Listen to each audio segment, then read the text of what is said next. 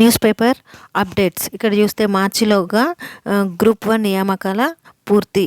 అయితే ఇక్కడ చూస్తే సివిల్స్కి తెలంగాణ నుంచి ఎక్కువ మంది ఎంపిక అవ్వాలి అని ముఖ్యమంత్రి రేవంత్ రెడ్డి చెప్పడం జరిగింది.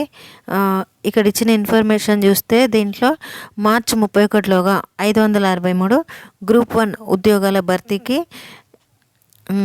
భర్తీని పూర్తి చేయబోతున్నామని సీఎం రేవంత్ రెడ్డి ప్రకటించారు.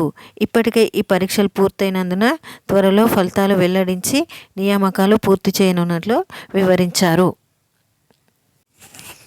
నెక్స్ట్ ఇక్కడ చూస్తే ఇస్రో కొత్త చీఫ్గా నారాయణ్ 14న బాధ్యతల స్వీకరణ. ఈ నెల 14న బాధ్యతలు అయితే స్వీకరించడం జరుగుతుంది.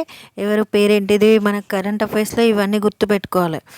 ఇది ఇస్రో చైర్మన్గా ఎవరు ఉండబోతున్నారు అంటే నారాయణ్.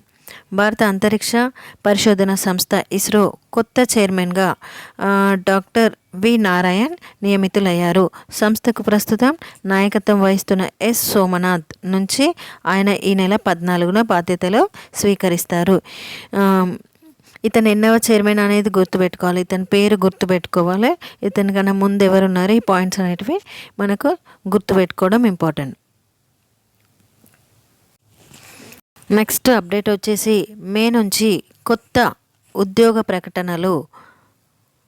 దీంట్లో చూస్తే ఏమి ఇచ్చిండ్రు అంటే ఇక్కడ చెప్పిన ఇన్ఫర్మేషన్ వచ్చే నెల మే నెల నుంచి ప్రభుత్వ ఉద్యోగాల భర్తీకి కొత్త నోటిఫికేషన్లు ఇస్తామని, అందులో భాగంగా మార్చి 31వ తేదీ నాటికి అన్ని శాఖల్లో ఖాళీల సంఖ్యలను అందజేయాలని ప్రభుత్వానికి లేఖ రాయనున్నట్లు టీజీపీఎస్సీ చైర్మన్ బుర్రా వెంకటేశం తెలిపారు.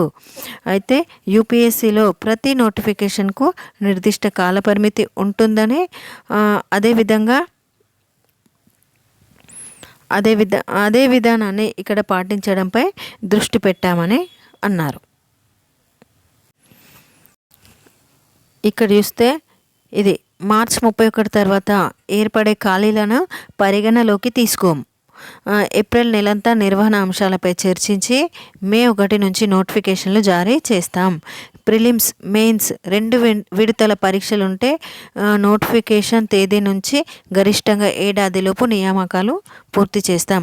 ఒక పరీక్ష మాత్రమే ఉంటే 6 నుంచి 9 నెలల లోపు తక్కువ పోస్టులుండి ఆన్లైన్లో పరీక్షలు జరిగితే నెలలోనే ముగిస్తాం. ప్రస్తుతం మా వద్ద గ్రూప్ 2, 3, 1 CDPO మరో 2 పరీక్షల ప్రక్రియ మాత్రమే ఉంది. వాటిని మార్చి 31 లోపు పూర్తి చేస్తాం.